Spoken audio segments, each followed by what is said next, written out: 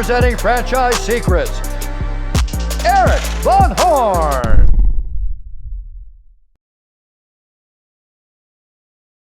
Hey listeners, if you're not in the Franchise Secrets Facebook group, what are you waiting for? It's franchisesecrets.com/Facebook. Now, this is a large community of franchisees, franchisors, buyers, sellers, anybody that's involved in franchising in any way. It's the community to go to. Ask your questions, get answers, help people out, and get help. It's franchisesecrets.com/Facebook. Hey, welcome to the Franchise Secrets Podcast. Your host, Eric Van Horn, here today with a throwback episode from the Franchise Story Podcast. Now, Franchise Story is the first podcast that I started with my good buddy, Brian Holmes. He's with Franchise Ramp, a digital marketing agency that helps a lot of franchisees. And we started the Franchise Story Podcast, had a lot of really good guests on, including Cameron Herold. Cameron was early on with 1-800-GOT-JUNK, took them from very few franchisees to a lot of franchisees. Cameron helps a lot of COOs become better COOs. And in the middle of all this, he's one of the best communicators on growing a business. So we got into all kinds of cool stuff with him, including virtual assistants and how to manage a business, to just getting inside of his head. So I hope you enjoyed this episode of the Franchise Story on Franchise Secrets. Hey, welcome to the Franchise Story Podcast with your co-hosts Eric Van Horn and Brian Holmes. Today's guest is Cameron Herold. Cameron's written multi-books, been involved at the franchisee level, the franchisor level 3 times, coaches some of the best franchisors out there, and is coaching a lot of other big businesses and other entrepreneurs who are just getting into their space. He's one of the best in the world at the business of business. So Cameron, thank you for being on the show today. Eric, Brian, thanks for having me. I appreciate it. Looking forward to this. I would love to go back to kind of how you got started. I mean, it's, you've done a lot with College Pro Painters, 1-800-GOT-JUNK, the franchisee and franchisor side. So can you kind of set the stage for us? Sure. It's interesting. I was actually groomed as an entrepreneur. So my father ran his own company. Both of my grandfathers were entrepreneurs and ran their own companies. And my dad groomed my brother and sister and I to all be to be entrepreneurs. And so from a very young age, in fact, I did a TEDx talk that's on the main TED.com website about raising kids as entrepreneurs. And it's the story of how I was groomed to be an entrepreneur from a young age. My first real business, the first one where I actually registered a company and started hiring employees, I had 12 full-time employees of a company, and it was a franchise. And my first real company was with College Pro Painters. I was 20 years old, and I was walking through the university campus in Ottawa, and I saw a flyer on the ground that said, "Earn $10,000 and run your own company, a real-world MBA." And I remember picking up the flyer to throw it out, and as I was throwing it out, it said, "Earn $10,000." This was in 1986, and that was a lot of money for a university student to make. And I kept the flyer and later filled out the application. And that really started my trajectory of really growing businesses, understanding businesses, and really getting deep into the franchising space for sure. Funny enough, 2 days ago, I was talking with the founder of College Pro Painters, Greg Clark, who started the company in 1971, sold it in 1989. We've remained friends for 25 years. And he read about me in the CEO of 1-800-GOT-JUNK's new book, WTF, which stands for what the fuck. And my name was written throughout Brian's book on 1-800-GOT-JUNK, and Greg, the founder of College Pro, had read about it, so we reconnected to talk. So yeah, that was my starting, was with College Pro. That's awesome. So tell us about 1-800-GOT-JUNK. I mean, I know Brian Scudamore just wrote the book, WTF. Thanks for letting us know what that stands for in case. I think you said willing to fail. Yes. Yeah, I know. Willing to fail. I'm like, what the fuck? But dive into some of that time, and then I'd like to transition out of there into other things. But I think that is, in terms of our audience, everybody knows about 1-800-GOT-JUNK. And you built that from very few to, I think it was like over 3,000 employees when you left?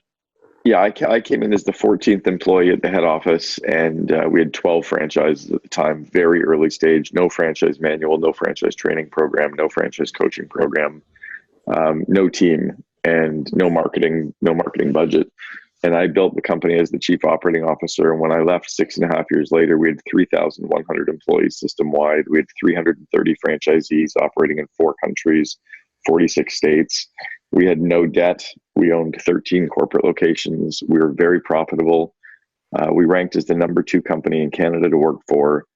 We had a positive 98% franchisee net promoter score, and we ranked the year before I left as the number 1 franchisor in the world from the International Franchise Association. So we did it. But what's interesting is actually, I think College Pro Painters is where I really want to start. Most people don't know College Pro is the largest residential house painting company on the planet. And every year, College Pro Painters, there's 60 people at the head office. I was a franchisee, and then I went on to become at the head office. I was in the top 30 people globally, and we would go out and recruit and train 800 franchisees in 2 to 3 months. And then those 800 franchisees, who were all university students, would go out and hire and train 8,000 painters in about 6 weeks. And then from May 1st to August 31st, we would paint $64 million in houses. And then 8,800 university students would quit and go back to school. We would all get rip-roaring drunk, and we'd wake up in the morning and say, shit, we got to do this again. So every year for 4 years, I had to help build an 800 franchise company from scratch. In fact, in 1993, I hired Kimball Musk, who's Elon's brother, as a franchisee. And I also hired Peter Reeve, who built Solar City, as a franchisee. And I could toss out dozens of other people who I've built, who our listener might even know the names of, who became very successful business owners because of the training they got at College Pro Painters. So College Pro is really where I learned how to grow franchises. And by 28 years old, I had coached 120 entrepreneurs. So that's really where I got my start, even in the coaching business.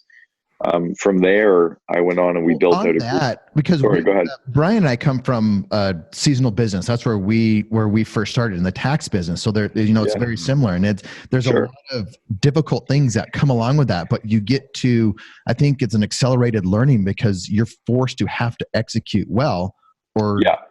Yeah. Well, and I talked to a lot of entrepreneurs about this, that they have so much slush and so much extra buffer for waste because they can operate 52 weeks of the year.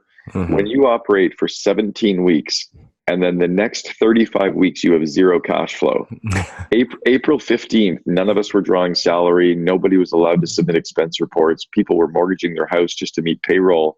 And then 100% of our revenue was done in 17 weeks. You talk about a cash crisis, like forget about seasonality. It was insane seasonality. So I actually taught, when we came into 1-800-GOT-JUNK, how to budget based on the seasonality curve, because we lived by it. And then we also learned to reverse engineer every goal. It wasn't okay just to have a goal. It was like, what's the plan to hit the goal? In fact, I was coaching a CEO the other day, and I said, what's your goal for this event you're running? He goes, 800 attendees. And I said, what's the plan? He said, I don't really have one. I said, you're going to miss your goal. He goes, nope, I'm going to hit it. And I said, you're full of shit. Like, unless you have a plan to hit your goal, you will miss. Mm-hmm. And I learned that at College Pro, and it became very, very ingrained in me, almost to the point of becoming anal retentive or completely OCD with having to have a plan. And I've always believed if you don't know where you're going, any road will take you there. So you got to start with a vision, but then you have to have a plan to execute on it. That's probably why one of the core reasons we were so successful at 1-800-GOT-JUNK was we had a plan for every single aspect of our business, and we executed like monomaniacs on that plan. Yeah, we talk about that a lot for the guys that come out of our background with Liberty Tax Service. We're used to making 80% of our revenue in a 4-week period of time. And if you don't get it right, you have to wait until next year to do it again. And so we figured out the exact same thing, where you just break it down to like, this is what you have to do today to hit that number. And it has to be 100% dialed in. Otherwise, you're like you said, you're not going to hit your goal. That's guaranteed. You're dead in the water. Mm-hmm.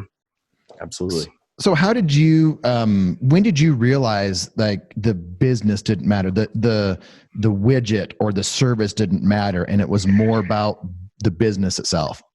By the time after leaving College Pro Painters, I ended up joining as a partner in a group called Boyd Auto Body, and then in the US we're called Gerber Auto Collision. And we built that up to be the #1 collision repair chain in the world. It's now about a $900 million company, publicly traded.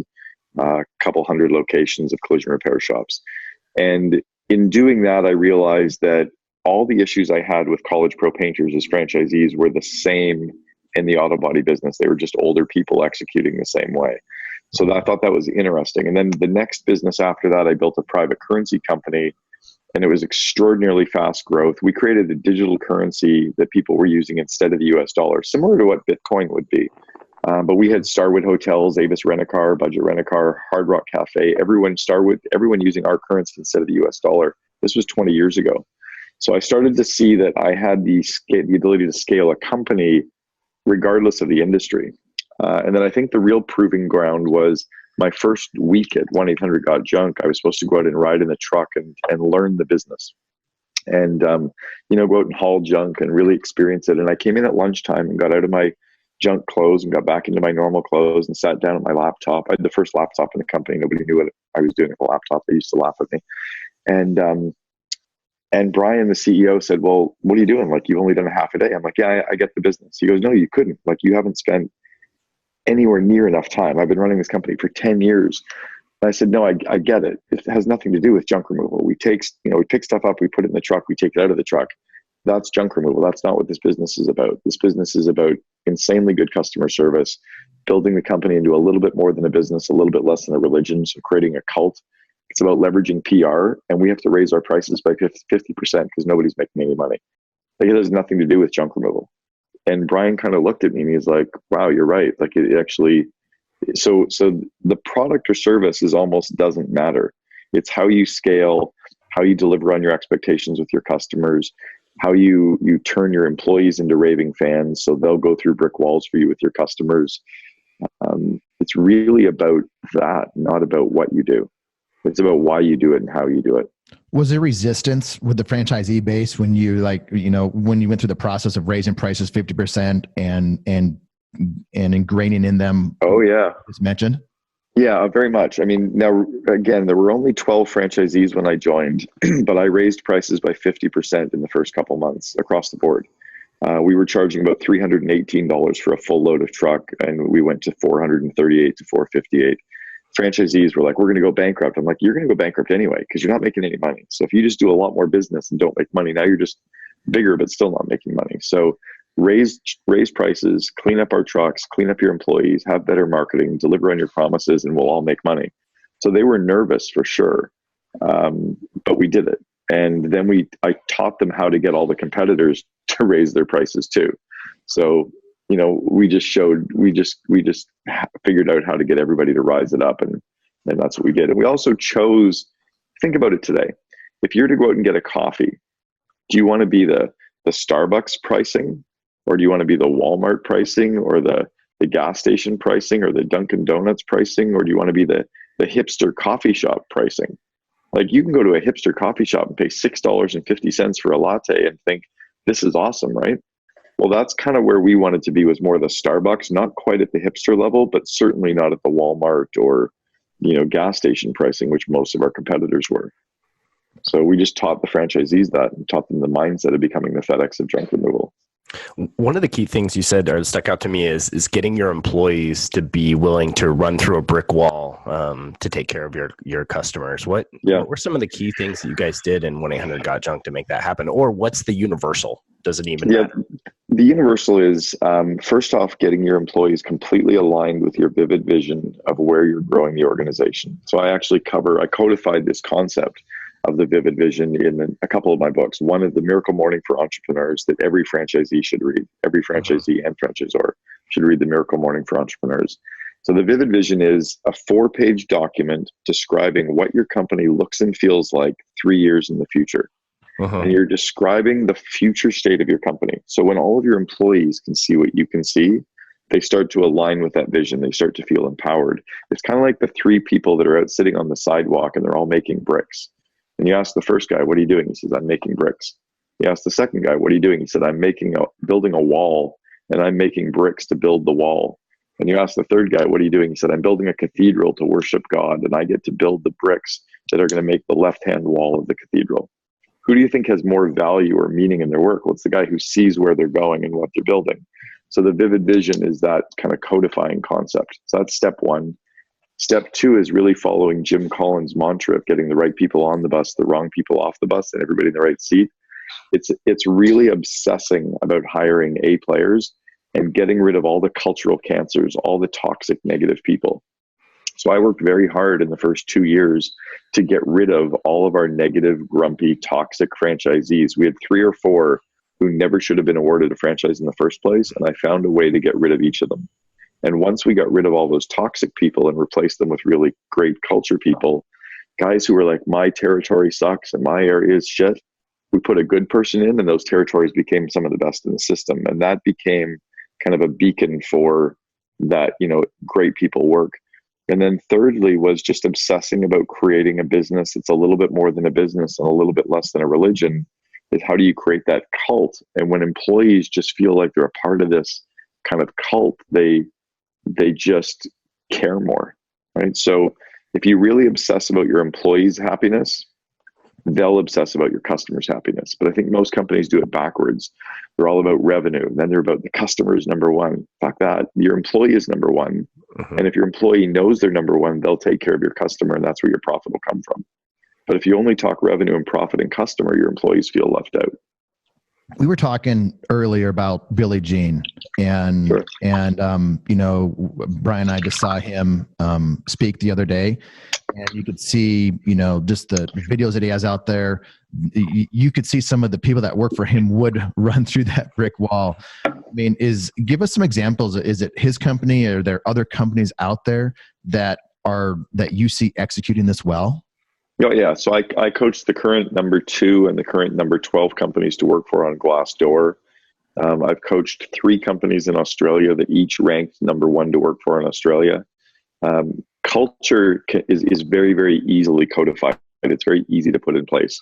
Again, most people focus on the wrong things, but if you obsess around your employee engagement and culture, it's why we leverage PR so much. Is we try to get the media, the newspapers, magazines, podcasters, bloggers, the TV stations, when they talk about how great our company is, more people want to be a part of it. But if we just do advertising, no one believes us. So we would leverage the media to tell our story. But yeah, culture is very easy to put in place. It's not about the free perks. It's not the free massages and the free lunches, right? If you do that, you just end up with like a bunch of spoiled children.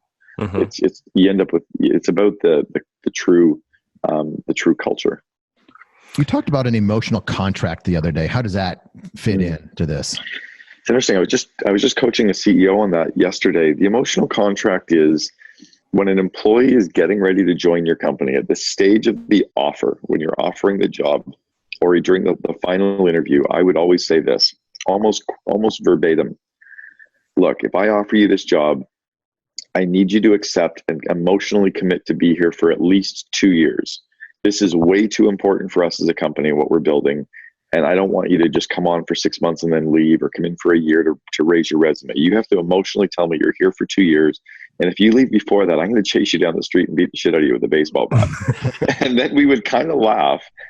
But they realized I was kind of serious, to the point where they would all commit. And then one guy, Bill, God, I wish I could remember Bill's name. This is 17 years ago. Bill walked in one day at the 2-year mark with a baseball bat, and he had it engraved with Bill and then his last name and his dates of service and 2 years. And he walked in and he showed it to me. I'm like, that is fucking awesome. Like the point that he remembered and knew that he had to stay. And I think it's critical, because more so than ever now with Gen Y and Gen Z that are, loyal for 6 weeks to a year at a time, you need to get them to actually emotionally commit. And then you need to make sure that you as a company serve them, right? You find out what's important. You help grow their skills. You help grow their confidence. You help align them. You help remove obstacles. And if you obsess about their happiness and their skill development and their growth, and the people they work with, they're going to stay forever. Right? I talked to a COO yesterday. I have a podcast called the Second in Command podcast, where I only interview the second in command for companies. And I interviewed the COO for a company yesterday. He's 44 years old, and he's worked for this company for 19 years. I mean, who does that? Yeah, it's crazy. That's awesome. That's really awesome. So earlier you said that as part of developing your culture, you need to get rid of the cancer for your organization. Why do so many entrepreneurs have a problem getting rid of those people? I think we make excuses, well, maybe they'll change and I haven't trained them enough, and it's really hard, or it's hard to find other people, or God, they're the only one who knows how to do this. Those are all excuses. And I think it's kind of like if you went to the doctor and the doctor said, look, you have a cancerous tumor, or you have a heart problem. You're going to make changes. Like, you're absolutely going to make changes to your life. And if you don't, you're going to die. Right. Well, in a company, if you've got a person who's negative and grumpy and toxic and complaining all the time and not getting the results, why are we keeping them? Right. So I think we just tend to make excuses. The test that I have is this: if you got a phone call and the phone call was that Bob, your grumpy guy, if Bob was just hit by a car and killed, like he's walking across the street, he's dead, what would you do to replace him? Right? You'd have to replace him because he's dead. So what would you do? And make a list of the 5 things you'd have to do to replace him, and fire him, and go start working on item 1 on that list right now. You must have been talking to Ryan Dice about this stuff, because we did this exercise in Mexico. At War Room? Yeah, we did. And it was insightful. I mean, it took us out of just using theory, but took us into our organization. We had to look at it and see what we would do. And as we went around the room, some people were saying, I don't really want this person. They really shouldn't be in our organization. Or if something does happen, how do I have their replacement ready to go? That is second to command there. The virtual bench is really important, right? Having that next person ready to go. I think far too often leadership teams are not, again, working on the business, they're working in the business. So they forget that building that virtual bench and having that team ready so that when the person quits, or when they get fired, or when they get promoted, or when growth happens, they can actually hire that person. I'm actually speaking at War Room, at Warren Dice's War Room in April on free PR. I'll be out speaking to that group. Well, I finally convinced Brian to join, so he'll be there with me this time. So we look forward to seeing you there. Yeah, that'll be cool. It'll be fun. That you just mentioned, like working on your business versus in your business, and Michael Gerber wrote that, and I ran into him outside of the hotel in San Diego a couple of weeks ago. Can you speak to that? I mean, his book was influential in my life and get into business. Yeah, the E-Myth. Michael Gerber, his book, The E-Myth, was one of the foundational books that we used to grow 1-800-GOT-JUNK. I'd say the foundational books were The E-Myth, Rockefeller Habits, Good to Great, and 5 Dysfunctions of a Team were probably the 4 core books that we used to grow 1-800-GOT-JUNK. Michael actually came in for a visit around 4.5 years after I'd been COO, walked in our front door with his classic white fedora on and stopped. He stopped at the front door and he looked around and he goes, wow. He goes, you guys actually do what I said to do. And it was really cool. Like he just stopped, and Brian and I were like, dude, what's going on?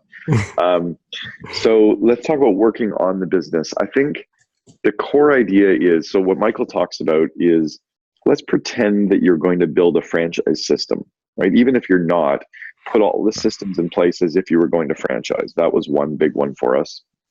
It was also thinking about strategy and planning things that, having discussions around things before they would occur. Those were important. It was kind of removing yourself from that day to day.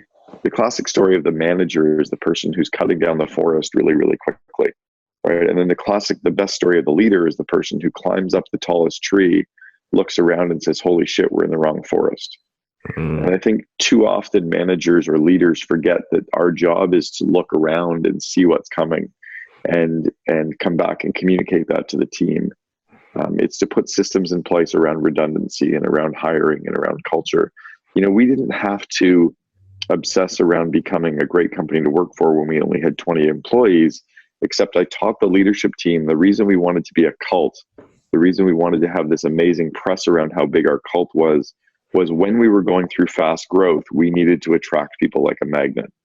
So we worked on building the culture before it was necessary, right? And then that culture became kind of obvious. Creating a seed for something that got much bigger, you know? Yeah, we ranked as the number 2 company in Canada to work for in my, I guess, 5th year as COO. That's pretty amazing to think about when you think you're in the junk business. You know? Yeah, there were 1.46 million companies in Canada, and we ranked as number 2. So there was something, and twice we ranked as number 1 to work for in British Columbia. And yeah, we weren't in a sexy industry. We were garbage. When we ran into Michael last week, he was wearing a white fedora and a white suit, and he also asked Eric that question, why what we saw up, which was awesome. It was perfect. Awesome. Yeah. You've talked about hiring employees, and employees are you got entrepreneurial people and entrepreneurial people. Can you kind of distinguish between the both of them, and like why as entrepreneurs we'd want to hire one versus the other? Yeah, well, let me talk on the franchisor level for a second. Franchisees that are entrepreneurs tend to make terrible franchisees. So you want to find franchisees that are very entrepreneurial, people that have entrepreneurial traits, but they want to work within a system. So I used to look for what I called interdependence. In fact, what I believe are the 5 core traits of the best franchisees are leadership, attainment, tenacity, interdependence, and fundamental ability. So leadership is that they have to be strong leaders, and those leadership traits can appear when you're 10 years old, right? You're the strong leader in the classroom, you're the top cub, you're in student government, whatever, you're the captain of your sports team. Like, leaders have always been leaders. So looking for those. Then the second is attainment, very goal-oriented people that set up, they set goals in the morning, they're driving towards something, they've got goals for their 10K or goals for their handicap, or they write down goals, like they're reading books and self-development. They engage in that, right? The third is tenacity, and it's that dog-like work ethic to get over, under, around any obstacle put in one's path. Like, they just don't give up. Because it's tough. Running a business is really freaking hard. And even if it's a franchise and you're following all the systems, man, there's days and weeks and months where it sucks and it's hard and you just can't give up. It takes a long time to get to the night before you become the overnight success story. The next one is interdependence. And for me, interdependence means that you are dependent enough on the system that if it exists, you will use it. So the best franchisees will follow every single system in the manual. Like at College Pro Painters, it said that we should have yellow key rings on our keys. So I had yellow key ring. I went out shopping for yellow key rings because that's what it said. And I just did everything by the book. But I also was the number 2 franchisee out of their entire system of about 600 franchisees that year. My sister, who became a franchisee with College Pro, was the number 1 franchisee for College Pro one year. Like, we just followed the system. And if the system did not exist, we were independent enough that we would figure it out and make it up on our own. We didn't sit and bitch and complain and call the franchisor names and get upset. We were independent enough that we would make it up and probably tell the franchisor what they were doing, and it would become a best practice that other people would use. So I think interdependence is key. If you're too entrepreneurial, you won't follow the system, and you'll try to create your own. And trust me, if there's a better way, we're going to let you know. Right? The best franchisors will totally let you know what the best system is. But until they tell you, stop trying to reinvent the wheel. Just execute on the system that's perfect already. I remember at 1-800-GOT-JUNK, I had a franchisee, one of our top franchisees who's still there today, 17 years later, called me up. His name's Mark Rubin from DC. He's like, Cammy, I need the next marketing tool. I'm like, put up more signs and park your trucks in high traffic areas. He's like, no, I need a better marketing tool. I'm like, you're not putting up enough signs and you're not parking your trucks in high visibility areas. So until you do those 2 things, I'm not giving you number 3. Okay. Entrepreneurs try to reinvent the wheel and it hurts them. And then lastly is fundamental ability. And fundamental ability is the ability to handle short-term pain for long-term gain. It's the ability to control your emotions. So the franchisees that do best don't get pissed off when something happens. They don't blame. They suck it up. They put on their big boy pants or big girl pants, and they work together with the franchisor. They work together with the other franchisees, and they kind of go through the emotional roller coaster because it's going to be tough. So those are what I think are the 5 core traits. The entrepreneurial part, I believe, falls under the interdependence. That's interesting. And And you had a post the other day on the what it takes to have that overnight success, focus, faith, effort. And so you talked about that right in here. And in here, these are the beginning stages of, if someone identifies with this, they're probably, tend to be a good franchisee. And I love how you talked about it's not always easy. And there's difficult times in there, but being able to get through those to be that overnight success. Like how many of your franchisees actually embrace that process? Do people embrace it versus fight it, and then they realize later it was okay? I think, do you guys know the name Greg Nathan from Australia? Greg's been in the franchising world for a long time, and he created this system called the 6 stages of franchising. And I teach all the franchise systems that I've ever coached or worked with this idea. It's basically that everyone goes through the 6 stages, as I remember, are the kind of the glee stage, the fee stage, the me stage, the we stage. Basically, these stages are like this. As a human, when we're 2 years old or 1 year old, when we're 1 year old, we think our parents are amazing, right? Mm-hmm. Because they give us breast milk, and they give us food, and they wipe our diaper, and they put us to bed, and they cuddle us. Like, our parents are fucking amazing when we're a year old. When we're 2 years old, every human being pushes back the terrible twos, right? No, me, I can do it myself. When we're teenagers, all of us think our parents are assholes, right? It's like, I want to get out of the house. You guys are jerks. Then we're 21. We go off to university, and we're like, okay, you're still jerks, but can you teach me how to do laundry?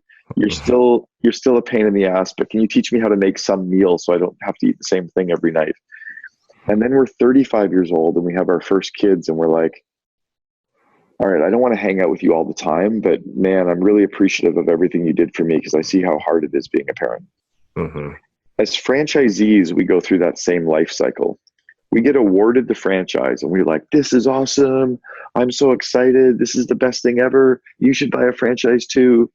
I haven't even started yet, and I fucking love it. Right? Mm-hmm. And then all of a sudden you're at like the 6-month mark, and you're like, why am I paying royalty?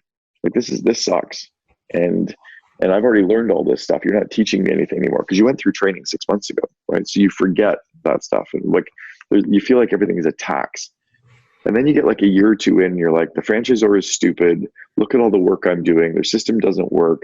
You forget that you haven't read most of the manual, and you're not doing most of what you told, but they suck anyway. And you're thinking of like maybe doing some cash jobs and trying to do some work under the table, and maybe I'll open another business on the side as well, or maybe I'll buy another franchise.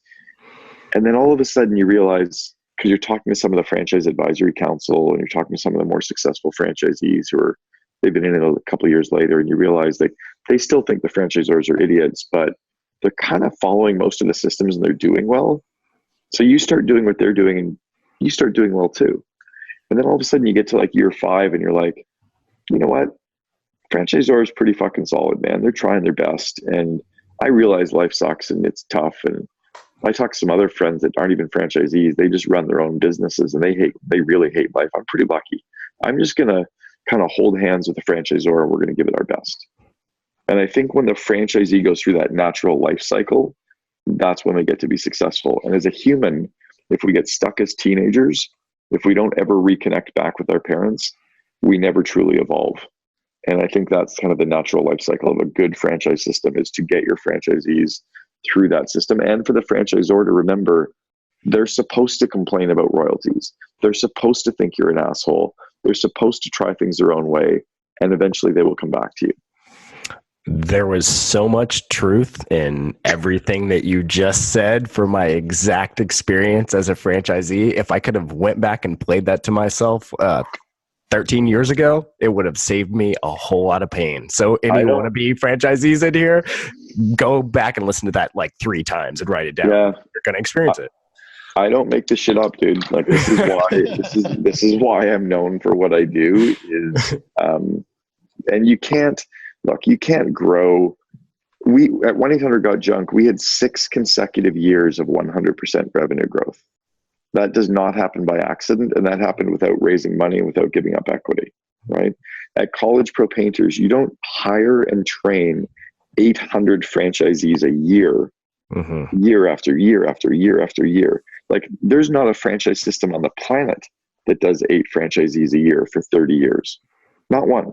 Not Curves, not Subway, not McDonald's. Nobody's been doing 800 a year for 30 years. What was it that you liked so much about that job? You know, the initial, like, a lot of people would have come in and be like, this is just hard. Well, College Pro Painters, what I really liked was, and again, boring, right? Like, you look at the 3 businesses that I built as franchises, boring, non-sexy businesses that we made sexy. College Pro, we painted houses. Like, you've heard the saying, like, it's like watching paint dry.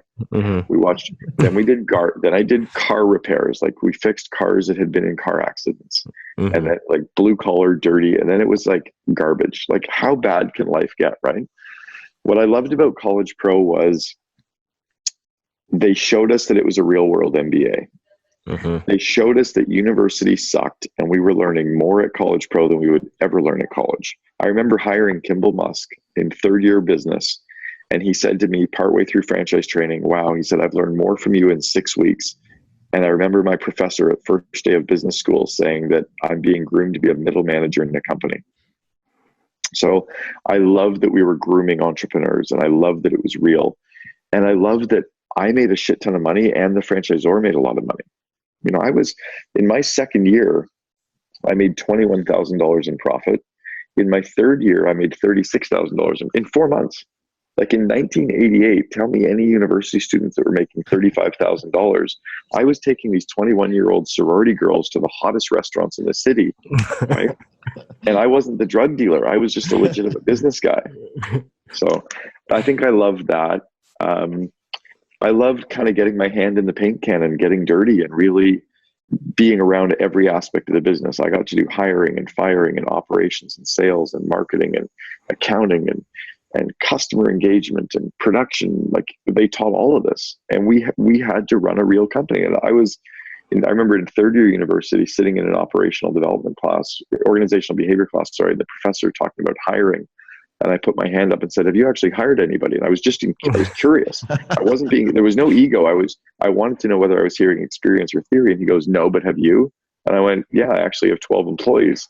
And the whole class turned to talk to me. It was crazy. That's something. So you wrote the book Free PR with Adrian. Give us some insight in that. How did that come about? Yeah. So Free PR is my most recent book, and it was 95% written. It was probably at the point where I was ready to send it to the editor for the final round of editing to go to print. And I decided to send it off to Adrian, who was the CEO and co-founder of a company called Canvas Pop. He also built a company called DNA 11. And I used to coach Adrian 10 years ago. And Adrian was really good at getting free publicity for his company, for both of his companies. So I thought I'd get him to read it and see if I was missing anything. And he read through it and he said, you know, there's a lot of great stuff in here, but there's some areas that I think I could really add value to around the digital side of PR that you didn't do. And I left 1-800-GOT-JUNK right as Facebook was starting.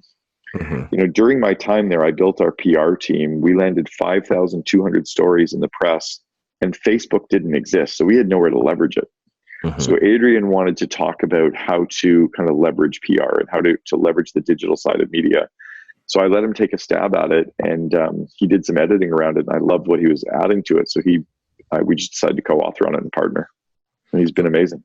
So with stuff like that, I mean, you know, you've written these other books by yourself, like Meeting Sucks and different things. Was there any, I mean, no ego in that? I mean, some people are going to look at that and I mean, you could have written that yourself, put it out, but in my mind, what I'm hearing from you is like, you saw value to that for the readers, bringing in Adrian to have that you know. I think he turned Free PR into probably the best of my 5 books. Now, I also had an experience co-authoring with Hal Elrod. Hal and I co-authored The Miracle Morning for Entrepreneurs together, and I really enjoyed that experience. But then I also realized that it's about who, not how, right? And if I can partner with really great who's, I don't have to be the one to figure out how to do all this. So here's what Adrian's brought to the table. It's his first book. So he's like super keen, all in, like completely going for it. And I'm like, shit, that raised my energy, right? I have done way more fun stuff talking about free PR and pushing free PR and getting people to read it because I partnered with him. It's going to be way more successful because I partnered than if I'd done it alone. So that was cool. I'm actually looking to partner with a couple people on some different parts of my business now, very similarly, where they will actually run the company and I'll have a percentage off the top, and then we'll partner 50-50 on some core areas of my business. Well, as you were saying that, I mean, it made me realize I have a number of different partners in different businesses. And as you were saying that, I was like, yeah, that's why they want to partner with me. There's value in it for me because they are excited. They are out there doing the things that I did 15 years ago and am bored with. I don't want to look at another lease. I don't want to sign another LOI, but they're excited about this stuff. Well, and I don't have to be, there's no way that I'm the best in the world at all this stuff, right?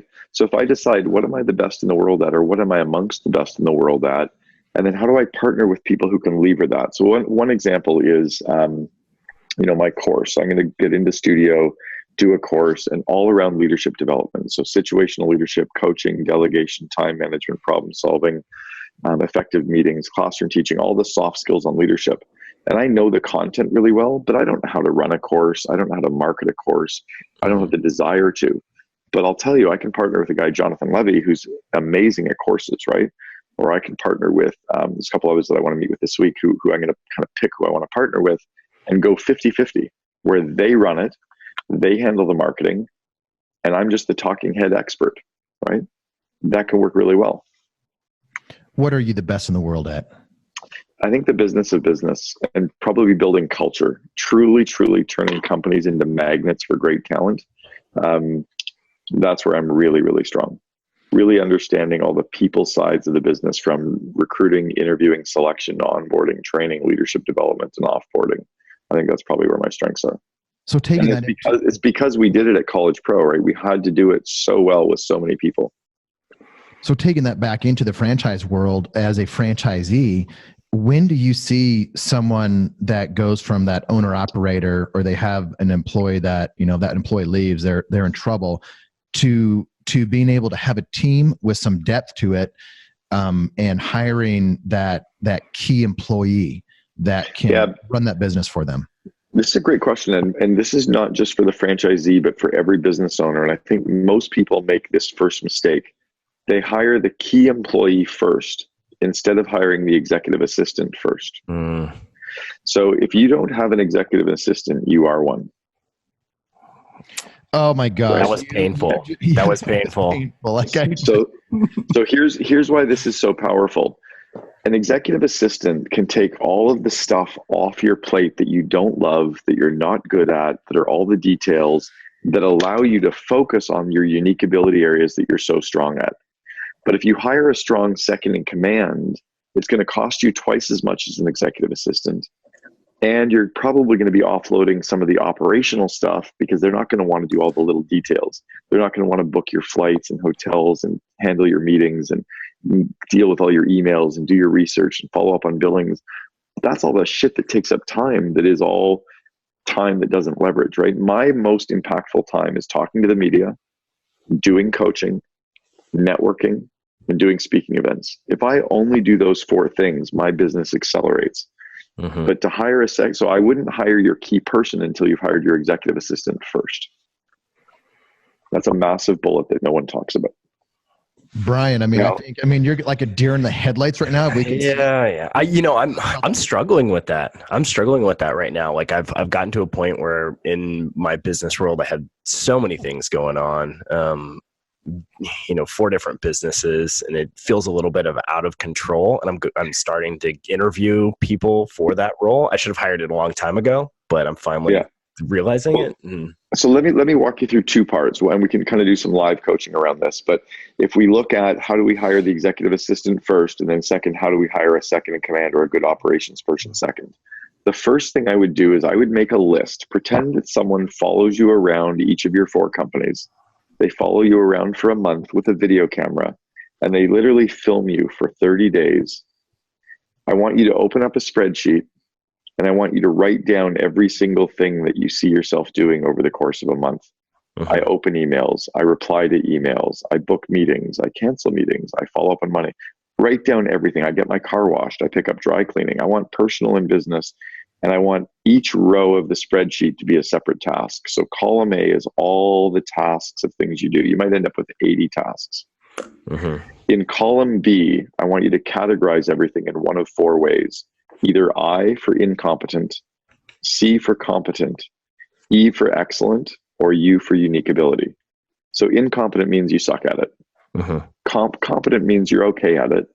Excellent means you're really, really good at it, but you don't love doing it. Mm-hmm. Unique ability means you're really, really good at it. You love doing it. You would even do it for free, except your kids have to eat, right? It's the stuff that gives you energy.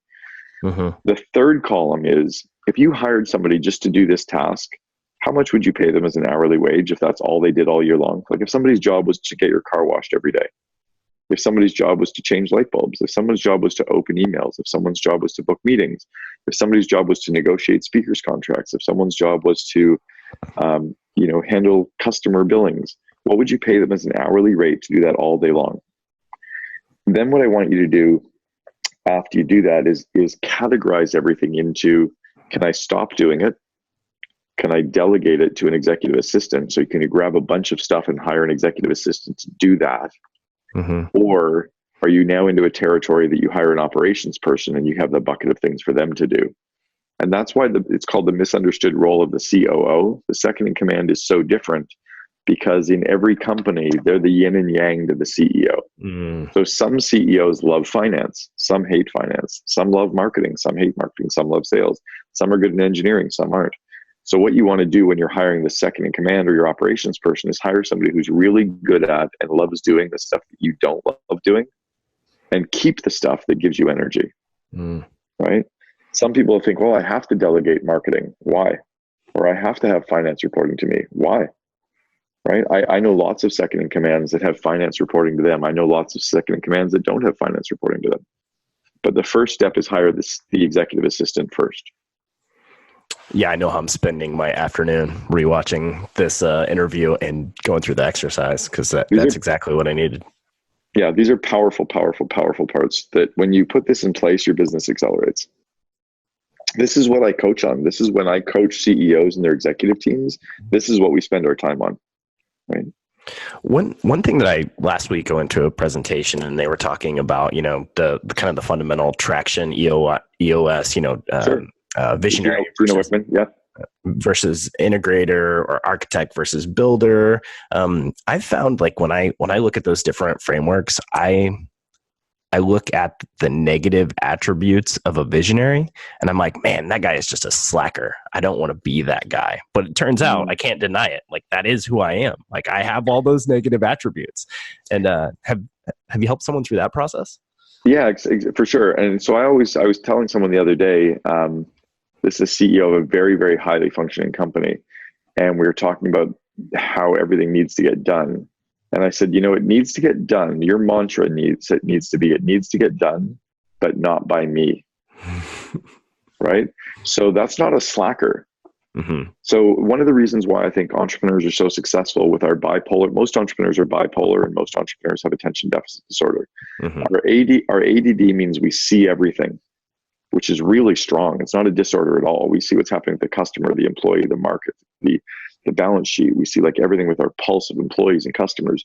So we see all this stuff and we don't get so absorbed with it that we see it and then we delegate it. That's good, right? The key is if you're giving really important stuff to people who love doing it, they're happy. Mm-hmm. So right. It's like the conductor, right? The conductor's telling everybody what to do. You need the conductor. So as the entrepreneur, you need to be not doing stuff. You need to be hiring people that are doing stuff. You need to be climbing up and looking around to see where you're going. You need to take pause. It's like the pro athlete. The pro athlete doesn't play their sport 12 hours a day, 5 days a week. Mm-hmm. They might, at best, they play for like a golfer probably is the longest playing pro athlete is 5 hours of a day. Mm-hmm. Right. And they're only like 12 seconds at a time per shot. Like they hyper focus, they take a break and they walk to the ball. They hyper focus, they take a break and they walk to the ball. As entrepreneurs, why we think we have to work 12 hours a day is insane. We should be working 5 hours a day, never working nights, never working weekends ever, and delegating everything but genius. How long does it take for an entrepreneur that starts coaching with you to hear you say that for the first time and realize everything that they need to do to having it done? Well, it depends on, because we've covered so much already, right? That I typically work with CEOs for a year to 2 years, and I tell them that I don't want to build a reliance on me. Like I don't want to be their shrink. I'm trying to teach them the systems so that they do this stuff, right? So it depends. Some are really quick learners, some are stubborn, right? And every CEO or leadership team that I coach is completely different. You know, what I'm doing with Billie Jean is marketing is very different from a client that I've coached for 5 years. I've coached a company called Bluegrace Logistics from 60 employees up to 800 employees. They just raised $255 million from Warburg Pincus last year. Like what I work with them on is very different, but in some ways very similar, right? I've got a CEO who just can't fire anybody. He has this protected class, and I keep pushing him to get rid of these cultural cancers. Finally, 3 weeks ago, after me pushing for about a year, he finally fired somebody that he knew he had to fire. So it's very different. The key is that we often can't see for ourselves what someone else can see, right? And if we can let them show us the forest for the trees, if they can kind of make us come up for air and look around a little bit, we can often be much more effective than working hard. I think most entrepreneurs are like a fly trying to get out the window, that we work hard. Dude, there's a door, it's open, fly, turn, go out the door. Right. And that's kind of my role, is to show the entrepreneurs the door and the path of least resistance. So I'm sure there's a lot of people out there listening. They're like, oh my gosh, that's me. I wish I could have Cameron do that for me. But he's dealing with all these high level founders and CEOs and teams. What would you suggest for someone to get started, to have some improvement themselves? Yeah, I would start, for just knowing our listener, being kind of mostly the franchisee and the franchisor group, I would start with reading the book, The Miracle Morning for Entrepreneurs. I would then move to the book Double Double, that I would focus on chapters 1, 2, 4, 6, and 12.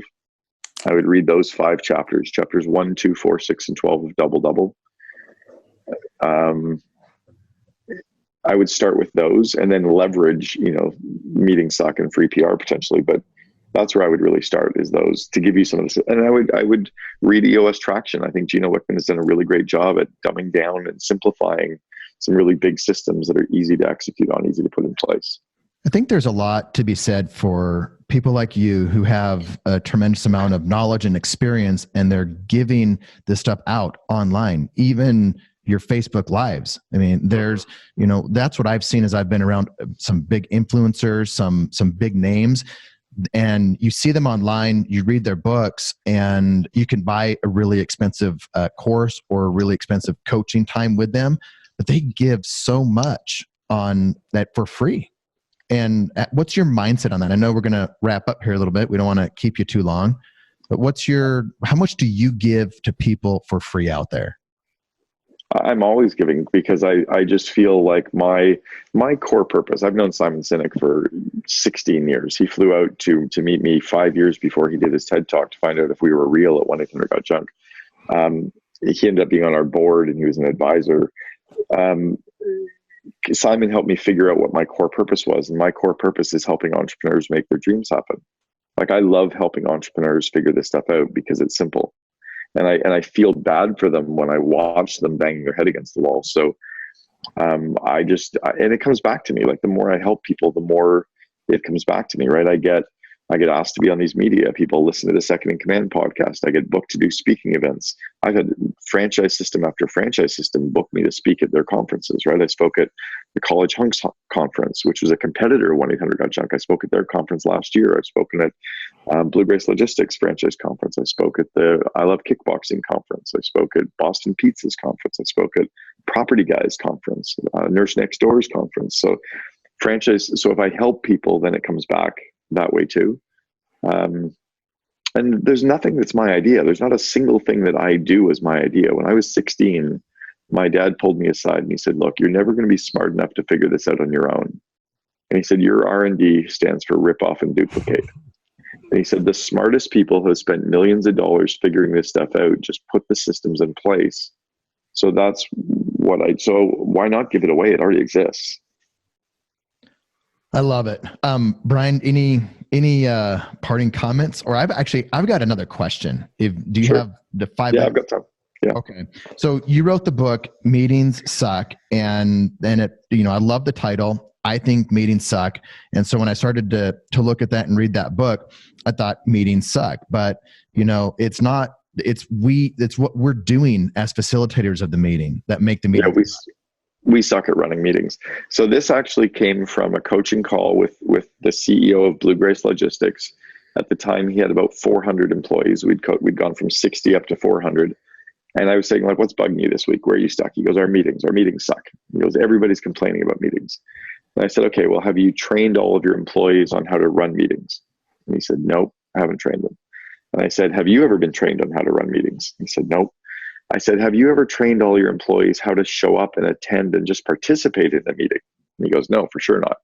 And I said, well, then meetings don't suck. We suck at running meetings. I said, imagine if you sent your kid off to Little League baseball, right? Imagine if you sent your 12-year-old to play Little League and you never taught him how to hold the bat, or how to put a glove on, or how to catch a ball, or how to throw a ball. If you never gave your kid the basics of baseball, he would think baseball sucks because he would suck at it. The reality is baseball is really fun if they know the basics. So business is the same thing. If we give our skills, that's why I want to run the skill sessions around the soft skills, not hauling junk or painting houses or fixing cars or whatever we do. It's how do you manage your time? How do you manage emails? How do you coach people? How do you delegate better? How do you run effective meetings? How do you interview? How do you deal with your emotions? How do you deal with conflict? You teach those skills to leaders and the business accelerates. So Meetings Suck was really about teaching people how to run meetings, how to participate in meetings, and what meetings. It's a book that every employee at every company has to read. How does that translate to conference calls? Because I got 1 million conference calls like in a week. Exactly the same. So a meeting, by definition, is anytime 2 or more people show up for an in-person phone call or video call. That's a meeting. So all meetings have to start on time. All meetings should stop 5 minutes prior to the scheduled ending time. All meetings have to have an agenda. Just what are we covering, in what order, and how many minutes are we spending on each item, right? So I kind of codify and teach people how to run highly effective meetings. And then meetings don't suck. I got mad at Elon Musk here about 6 months ago because I sent him a text message about it. He went public about if you're in a bad meeting, stand up and walk out. I'm like, dude, you're not fixing the root problem. Mm-hmm. If you actually fix meetings, they won't be in shitty meetings, right? If you teach them how to run good meetings, they won't have to walk out. Like, fix the root problem. Don't avoid the problem. This was probably one of my favorite episodes, Cameron. I mean, the thing that you brought from a tactical level, from, creating culture, and I'm going to go back and listen to this many times myself. I got some more books to buy for my team members, but tremendous value. And we'll see you soon in Beverly Hills. Brian? I'd like to second that. I got tons of value out of it. There were some people that we mentioned during the podcast that I think a lot of our audience aren't going to know. So we'll go ahead and link for those guys so that they can get a little bit of context of who we're talking about. And then, it was definitely one of my favorite podcasts. Selfishly, I try to keep you on here for hours, but that would be just, trying to get free coaching. So thanks for listening to this episode of the Franchise Secrets Podcast. Whether you're watching or listening, please make sure to subscribe to my YouTube channel and to whatever channel you're listening on. If you want my help with anything from buying a franchise to franchising your business, please visit franchisesecrets.com.